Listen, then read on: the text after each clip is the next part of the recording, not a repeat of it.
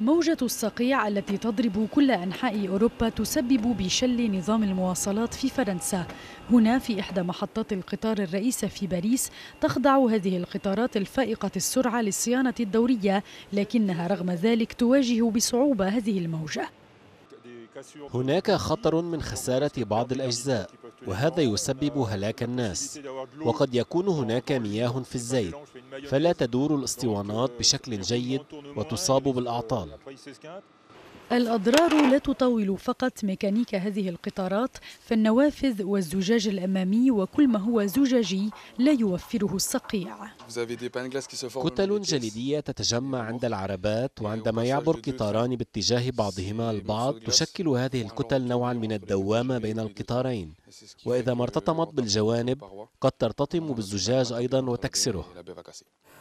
في الإجمال إن موجة الصقيع أجبرت مشغل سكك الحديد على استبدال 300 نافذة وزجاج أمامي في القطارات السريعة التي تديرها محطة غار دو ليون في باريس، لكن الموظفين يقولون بأن لا شيء يهدد سلامة الركاب.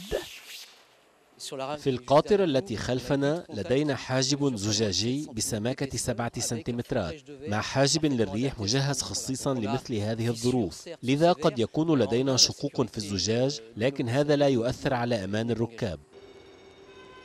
الثلوج الكثيفة تعني كذلك إبطاء سرعة القطارات إلى النصف، وهذا لابد أن يطيل بدوره رحلات المسافرين.